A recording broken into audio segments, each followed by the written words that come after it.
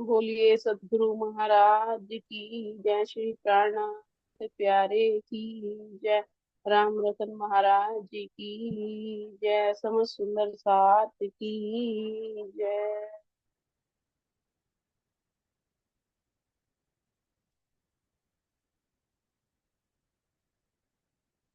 मेरा जो प्रश्न है वो शेरपुर वाले युगलदास जी का वर्णन है।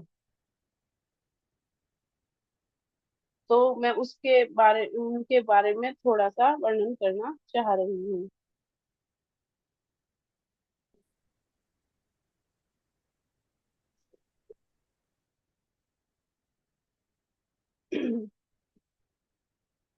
जो युगलदास जी थे वे शेरपुर के रहने वाले थे। और जो मतलब विशंबर सिंह जी थे और जो गंगाराम जी थे वे तीनों आकर शेरपुर में आके उन्होंने एक कोठा तैयार किया। उस कोठे में उन्होंने मतलब एक जैसे कमरा तैयार कर देते हैं तो उस कोठे में उन्होंने सेवा पूजा पधराई। जिसमें सेवा पूजा पधराई गई उसी में ही सब सुंदर सा महाराज जी के दर्शन करने के लिए जाते। तो बारू सिंह जी तो थे, उन्होंने सारे दिन ही अपना शेरपुर आश्रम में ही अपना दिन रात पूरी सेवा में लगे रहते थे। तो वे अपने घर भी नहीं जाते थे। तो जब घर वालों ने देखा कि ये तो सारे दिन आश्रम में ही रहता है, वहीं पे घर का कोई काम काज नहीं है, तो वे आए और उन्होंने महाराज जी से कहा, महाराज जी ये सारे दिन यही रहता है और घर पे नहीं जाता है। तो महाराज जी ने उन्हें समझाया और फिर वे अपने परिवार वालों के साथ अपने घर चले गए। जब वे घर चले जाते हैं तो वे उनको जंगल में घास काटने के लिए भेज देते हैं। तो वे वहां पे बेहोश हो जाते हैं। तो फिर वे वहां से उठा के लाते हैं तो कहते हैं महाराज जी इन्हें पता नहीं क्या हो गया है। तो महाराज जी फिर उन्हें सही करते हैं। तो फिर वे आश्रम में रहने लग जाते हैं। ऐसे ही फिर दूसरी बार, जब वे दूसरी बार उन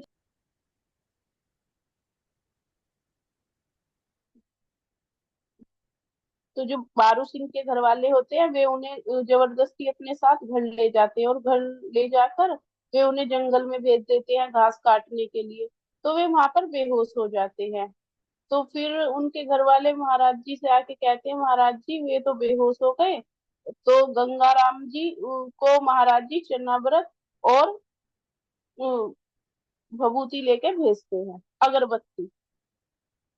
तो फिर उसके बाद जैसे उनकी जवाड़ी बिछ जाती है तो वे चिमटे से उनको उसे खींच कर वे सही करते हैं। फिर बारू सिंह का फिर आना आश्रम में शुरू हो जाता है।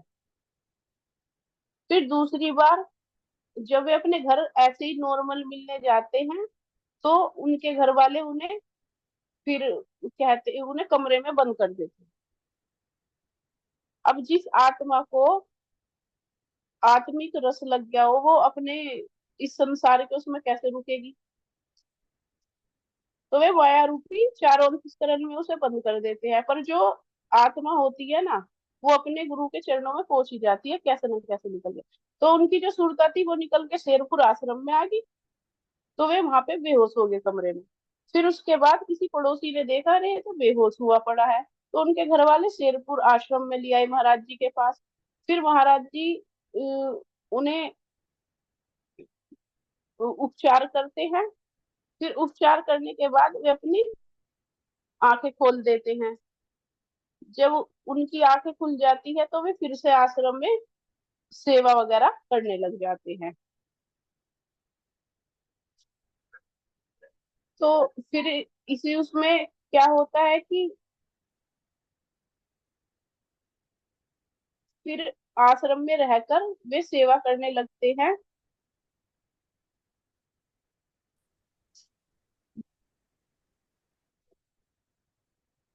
तो जो ये मतलब युगलदास जी फिर इनको महाराज जी युगलदास जी नाम दे देते हैं।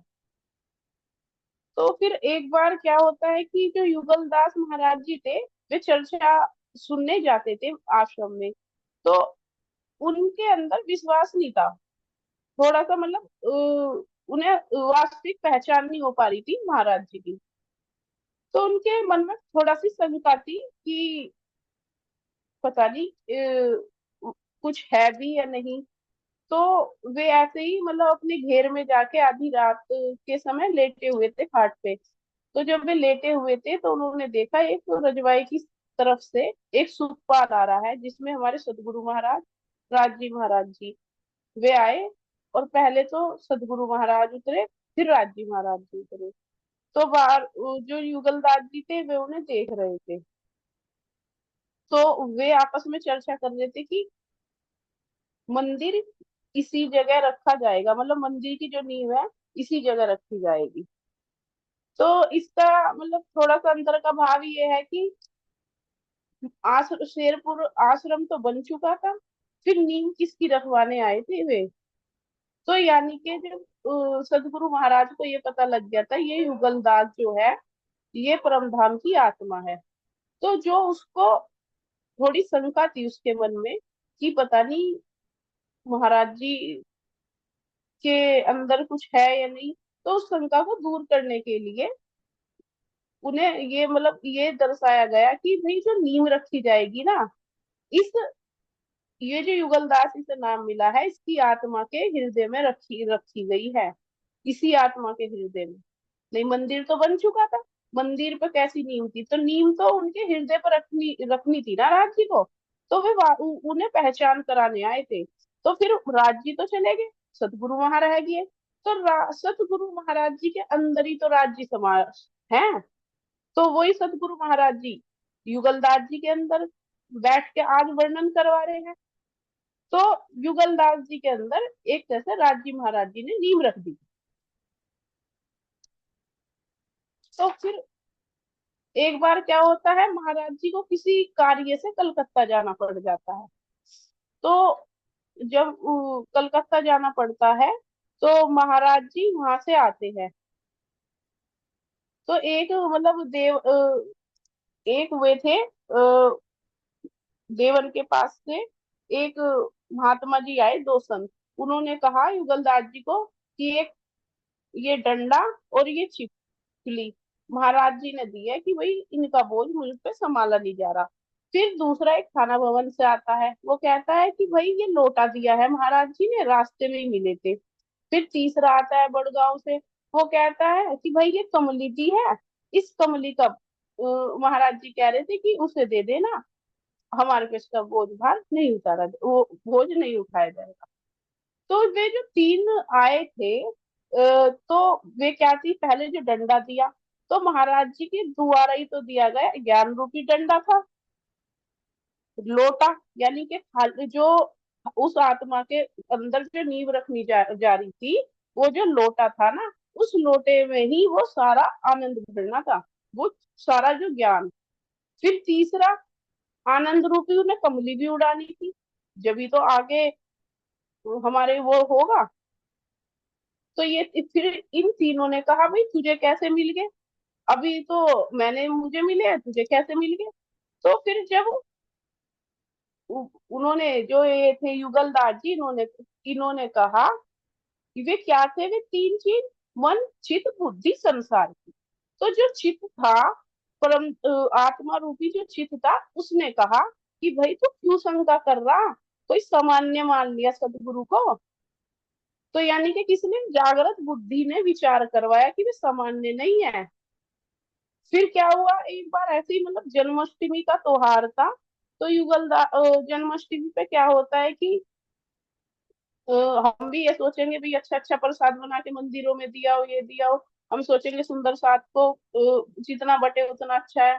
तो ऐसे ही होता है, तो युगलदास जी जो चौलाई के लड्डू होते हैं वे बांटना भूल जाते हैं। तो वे क्या होता है, वे सोचते हैं तो प्रसाद बेकार हो गया, क्यों किसी सुंदर साथ को दिया जाए। तो वे अपना ट्वेल्व में डाल देते हैं। तो वो होता है ना कि माया किस रूप में आ रही है। तो जब वो माया जो आई, वो झगड़े के रूप में आई। और वो झगड़ा कोई मतलब ये था कि उन्हें आश्रम से निकलवा दिया। और महाराज जी ने भी की वर्णन आता है कि मार पीट वो करी, तो इसमें ये आया है कि जो युगलदास जी को माया रूपी वो जो उसने खींचा ना, तो वो उनकी भलाई के लिए था। अगर वे आश्रम से ना जाते तो उनके अंदर जो तड़प थी ना, थोड़ी बहुत जो और तड़प थी, वो इतनी तड़प ना होती। तो फिर ऐसे ही मतलब वे सोचते हैं भाई क्यों निकाल दिया, क्या कारण था, मेरे से सेवा भी नहीं ले रहे, भोजन भी नहीं ले रहे, चौका बर्तन कुछ भी नहीं ले रहे। तो वे अपना दिल्ली चले जाते हैं। तो दिल्ली के बाद जब वे आते हैं एक बार आश्रम में, वे पूछते हैं भाई मेरा क्या दोस्त था गंगाराम जी से, जो मैं आश्रम से, तो वे बताते हैं कि भाई ऐसे ऐसे प्रसाद रूपी वो हुआ था। तो फिर उनकी मतलब इस बात को सोचते सोचते वे जाते रहते हैं रास्ते में। फिर उनकी तबीयत खराब हो जाती है। तो राज जी को जब अपने पास बुलाना हो, जिस आत्मा को देखने का जी कर रहा हो, वो किसी ना किसी बहाने से तो बुलाएंगे ही। तो उनके घर वाले उन्हें वहां तक ले गए। उन्हें पता लगा घर वालों को मुजाहिदपुर सदगुरु महाराज है, तो वे वहीं पे ले गए। तो क्या मतलब सतगुरु महाराज उस आत्मा को देख के खुश नहीं हुएंगे? तभी तो कहते हैं क्या हाल है युगलदास। तो बड़ई आवाज में कठोरता थी, पर हृदय में तो प्रेम था ना। जब तो नजरों से नजरें मिला के पूछा भाई क्या हाल है युगलदास। तो युगलदास जी का उनके घर वालों ने हाल बताया, भाई ऐसे ऐसे हाल है, ये मरने वाला है, ये है। तो उन्होंने कहा कोई बात नहीं, मरना तो तुझे है ही, मतलब संसार से तो तुझे मरना ही है, तू थोड़ी सी सेवा और कर ले। तो उन्होंने ईंट डाली। तो संसार रूपी पुलिया पे जो ईंट गिरी, वो उनके हृदय की जो कष्ट हो रहा था वो सही हुआ। जब हम कुछ सेवा करेंगे, आधे कष्ट तो हमारे महाराज जी वैसे ही ले लेंगे। तो फिर उसके बाद मतलब वे कहते हैं महाराज जी अब तो मैं आश्रम आ सकता हूँ। तो महाराज जी ने कहा कि नहीं, अभी 1 वर्ष है, अभी 1 वर्ष का समय और लगे, कष्ट है, उसके बाद। तो मतलब वो जो 1 वर्ष था, क्या वो बाहर से था? क्या सतगुरु महाराज जी को उन आत्मा का पता नहीं था कि ये निर्दोष है? या 1 साल का, यानी कि जो थोड़े बहुत विकार भी उस 10 इंद्री एक मन में भर रहे थे ना, वो 12वें राज जी तो उन्हें सही करवा रहे थे। जब भी तो 1 वर्ष का इसमें समय दे दिया। फिर उसके 2-3 दिन बाद रहकर वे घर वापस आए। मतलब जब 1 साल पूरा हुआ, उन्हें आश्रम में बुला लिया। कोई ऐसा तो था नहीं कि मतलब आज 1 साल पूरा हो गया वे चल दिए। सतगुरु महाराज ने उन्हें बुलाया होगा, खबर भिजवाई होगी, तभी तो वे आए। और मतलब जब किसी को ये पता है हाँ राज जी हमें बुला रहे, तो कितनी खुशी होगी उनके हृदय में कि हाँ मैं इतने साल बाद आज जा रहा हूँ। और वो रोज राज जी से तो वे रोज ही मिलते थे सतगुरु महाराज, क्या उनके हृदय में तड़प नहीं थी? भी सतगुरु महाराज जी नहीं याद करते होंगे उन्हें?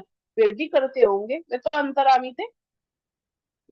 फिर युगलदास जी की जब वापसी होती है 1 वर्ष बाद, तो उनके हृदय फूलों में समा जाता है उस आनंद रूप की कि हाँ मेरे सतगुरु महाराज जी के आज मुझे चरण छूने का अवसर मिला। तो फिर महाराज जी उन्हें जो सेवा देते हैं वे कहते हैं भाई युगलदास जी आप ना बुद्धिदास जी को मलकाहास ले जाओ मंत्र दिलवाने के लिए। तो वे मंत्र दिलवाने के लिए वे कहते हैं क्यों महाराज जी आप क्यों नहीं दे सकते? तो वे कहते हैं कि मैं दे तो सकता हूँ, पर उसके अंदर भाई का भाव आ जाएगा कि ये तो मेरा भाई है। ऐसा सुंदर साथी हमारे साथ भी होता है। अगर हमें कोई पड़ोस का या घर का हमें कोई देने लगता है ना, अरे ये तो पड़ोस का है, ये कहाँ से गुरु हो गया, ये तो हमारे घर का है, ये तो छोटा है, ये तो बड़ा, ये भाव हमारे अंदर भी आता है। तो यही भाव किसी के अंदर ना आए, तो एक सतगुरु महाराज जी की हमारे बीच में एक वाणी दी गई है, राज जी साक्षात सदगुरु महाराज जी, और एक जो हमारे बड़े सदगुरु महाराज जी उनके जरिए दिया गया है। तो एक बार तो वे मतलब मंत्र दिलवाने उन्हें सदगुरु के कहने पे बलसहास ले जाते हैं। तो फिर एक बार ऐसा ही होता है कि मतलब फिर दोबारा से माया पलटी मारती है युगलदास जी के ऊपर। वहां पे फिर गांव वाले आ जाते हैं कि अब तो युगलदास की वापसी हो गई। अब मतलब गांव वाले क्या, वो तो माया अपना रूप दिखाएगी कैसे ना कैसे रूप में कि युगलदास की वापसी होगी, और यहाँ पे बहू बेटियां आती हैं, वो आती हैं, इसको बंद करो। तो महाराज जी ने डांट फटकार के भगा देते हैं। तो कोई डांटना फटकारना है, कोई बाहर का नहीं है, तो अंदर का ही है। फिर वहां पे जो गांव की महिला होती है, वे अपने घर वालों से कहते हैं, क्या हम पूरे दिन तो तुम्हारा कार्य करते हैं, सारा घर का करते हैं, और अगर हमें थोड़ा सा समय अगर परमात्मा के ज्ञान का, वाणी चर्चा का मिलता है, तो तुम लोग उसमें टांग अड़ाते हो। तो ये सुंदर साथ जी हमारे साथ भी होता है। हम घर का कितना ही कार्य कर ले या कितना ही वो कर ले, अरे तुम्हें कुछ काम नहीं है, इसमें लग रहे हो। ये हमारे साथ भी प्रैक्टिकल है। तो उसके बाद क्या होता है, तो वे महिलाएं सोचती है कि भाई ऐसे तो ये हमारा चर्चावाणी बंद करवा देंगे। तो फिर जो जड़ोदे की कांति बाई होती है, और जो उनकी माँ गेंदी बाई होती है, वो शेरपुर की, तो वे कहती हैं कि जिसमें हिम्मत हो मुझे रोक के दिखाओ, क्योंकि राज जी जिस आत्मा को बल देते हैं ना, उसे कोई रोकने वाला नहीं हो सकता। तो जिसमें वे बीच बाजार में को आई, और सतगुरु महाराज जी के को प्रणाम किया, और कहा महाराज जी हम किसी से नहीं डरते। तो महाराज जी ने उन्हें समझाया, भाई अभी माहौल गर्म है, तो अभी थोड़ा सा 8 दिन का वक्त है, रुक जाओ। तो महाराज जी ने 8 दिन क्यों बोले, 10-15 दिन भी बोल सकते थे, 1-2 महीना भी बोल सकते थे। 8 दिन क्यों बोले, क्योंकि वे अंतरामी थे, उन्हें पता था 8 दिन बाद यहाँ क्या होने वाला। तो महाराज जी 8 दिन का समय लेके हरिद्वार पहुंच गए, हरिद्वार चले गए। तो फिर उसी बीच में क्या एक मतलब शेरपुर के जो भानु प्रताप जी थे, उन्हें डबल निमोनिया हो गया था। तो जब डबल निमोनिया हुआ, तो उन्होंने सारा इलाज कराया, सब जगह गए। फिर एक मतलब गांव वालों ने कहा कि भाई एक बार आश्रम में ले जाके देख लो, सदगुरु महाराज की कृपा से कभी सही हो जाए। तो सदगुरु महाराज को तो पता था कि हाँ भाई ऐसा होने वाला है। पर फिर युगलदास जी के पास आए, युगलदास जी ने के हाथ पैर बहुत जोड़े, बहुत जोड़े, तो युगलदास जी मजबूर हो गए कि मैं क्या करूं। तो युगलदास जी को, जब वे ऐसा तो नहीं वे झोली उठा के एकदम चल दिए हो, महाराज जी के चरणों में प्रणाम भी करा होगा, उन्हें महाराज जी ने सद्बुद्धि भी दी होगी कि भाई तू ये बादाम रोगन ले जा और ये जल ले जा। तो वे उनका हुक्म पाके चले गए, क्योंकि महाराज जी को पता था भाई अब होने क्या वाला है। वो जो 8 दिन का पीछे समय दिया था, उसमें कुछ लीला थी छिपी हुई। तो उन्होंने वहां पे उनके जो भानु प्रताप थे, उनके छाती पे वो बादाम रोगन मला, थोड़ा जल पिलाया, तो उसके बाद में एकदम आंख खोल देते हैं। तो अगर ऐसी मतलब कोई चमत्कार हमारे साथ भी होता है, तो हमें जल्दी विश्वास हो जाता है। तो ऐसी उनकी जो घर वाले थे, उनकी जो पत्नी थी भानु प्रताप की, उन्होंने उसी टाइम कसम खा ली कि मैं 40 दिन तक आश्रम में जाकर दिया बत्ती करूंगी, और ढोल नगाड़ों के साथ करूंगी, और मीठा प्रसाद बंटवाऊंगी। यानी कि जो 40 दिन, यानी कि चारों अंतकरण से वो दिया जला के, और ढोल नगाड़े जो मेरे अंदर, जो ये ढोल नगाड़े बज रहे हैं, ये जो विश्वास जागा है, ये जो ढोल नगाड़े, इसी का विश्वास जो जागा है, इसी में ये जो आनंद रूपी जो मीठा प्रसाद मिला है, इसे मैं सब जगह बांटूंगी। तो वो जो सब जगह बांटती है, तो शेरपुर में पूरा जितने भी त्यागियों के 52 गांव थे, वो सबको विश्वास आ जाता है, और सब आश्रमों में। तो वहां के वे फिर माया आती है, तो माया रूपी ये लोग क्या सोचते हैं, यार इनका तो फिर से जाना शुरू हो गया, इन्हें कैसे रोकोगे तुम। तो क्या होता है, वे किसी के उससे नहीं रुकती। तो ऐसे ही जैसे मतलब हम, अब हमें जब निज नाम मिल गया, हमें अपने सदगुरु पे विश्वास हो गया, तो कितनी बड़ी माया हो, हमें डगमगा नहीं सकती, हमें हटा नहीं सकती, क्योंकि सदगुरु महाराज का हमारे सिर पे हाथ है। फिर जब मतलब ये वो सही हो जाते हैं, वहां आना जाना शुरू हो जाता है। 8 दिन बाद महाराज जी हरिद्वार से वापस आते। तो महाराज जी तो अंतरामी, तो उन्हें तो पता था क्या होना था क्या नहीं होना, वे आए। उन्होंने युगलदास जी को डांटा कि क्या तू इतना बड़ा हो गया जो सब उसकी मौत अपने सिर बुला ली। तो युगलदास जी फिर कहते हैं, महाराज जी ऐसे ऐसे कारण था, ये बात थी, और मुझे नहीं पता था, मुझे जाना ही पड़ा, मजबूरी में उन्हें ठीक करना पड़ा। तो महाराज जी कहते हैं, अरे उसकी तो मौत आने वाली थी, तूने अपने सिर क्यों ले ली। तो फिर ये है कि जो मतलब ये भानु सिंह थे, ये एक तरह से इनके पास नाम नहीं था, विश्वास नहीं था, तो ये एक तरह के 14 लोग ब्रह्मांड के थे, मतलब माया रूपी, जिसमें यमराज का शासन होता है। और ये युगलदार थी, ये परमधाम की आत्मा थी। तो क्या यमराज इन्हें हाथ लगा सकता था? नहीं, क्योंकि जो ये 6 महीने का दर्द इनके सीने में उठा, वो महाराज जी की कृपया से। क्योंकि अगर अगर यमराज की इतनी हिम्मत थोड़ी ना है, वो आत्मा को हाथ लगा देगा, क्योंकि महाराज जी उसके सिर पर खड़े थे, महाराज जी का आशीर्वाद था। तो वो छू भी नहीं पाया, नहीं होने को कुछ भी हो सकता था। पर वो जो 6 महीने तक दर्द झेला, उस आत्मा ने जो दर्द झेला, क्या महाराज जी को पता नहीं था इसकी छाती में इतना दर्द है? पता था, क्योंकि जो दर्द आत्मा को होगा, क्या परमात्मा को नहीं होगा?